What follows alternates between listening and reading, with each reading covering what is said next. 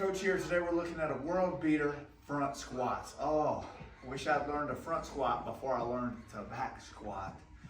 So front squats, we're gonna rack the bar in the front rack position. Right now the bar is racked and I gotta create that safe environment for the bar on my shoulder. So one thing to do before you front squat is to get loose, right? We're gonna put that hand behind the back, grab from the elbow, stretch the tricep, but also stretch through the lat. Lean, get that stretch to open up so it creates some mobility and those shoulders come up on the other side. Again, pull and lean.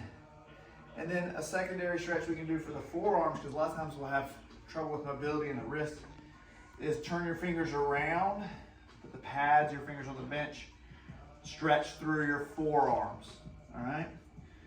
So there's lots of ways you can hold the bar for a front squat, but the front rack position is the first one we're gonna learn. So I'll show you from the opposite side and then I'll turn it around. Generally I wanna start with my hands about shoulder width, okay? I use 2 fingers. If you've got great mobility, use your whole hand and you'll just round all the way through. I use 2 fingers because I don't have great mobility. Get your feet set, pull yourself tight to the bar, force your shoulders under the bar. Ideally those triceps, upper arm would be straight out and pointed straight in. We don't want to be flared. We're working on good stacked shoulders, so shoulders back and down in the back pocket, and work on staying extremely tall. Front squat loads us in the front position, which really forces us to fight gravity on the way down. And there's a lot more like what we do in our everyday lives than, say, a back squat, in that when I carry things, they're usually front loaded, so I have to learn how to protect my back by staying tall.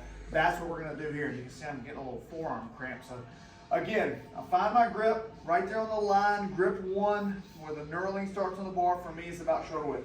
Bring my feet under the bar, inhale big, bring myself to the bar and push my elbows through, get a nice safe rack position. And notice that bar could just rest. Some people do front squats like this, in this position here, because it'll teach you how to stay tall. If you go down, it'll roll forward if you don't.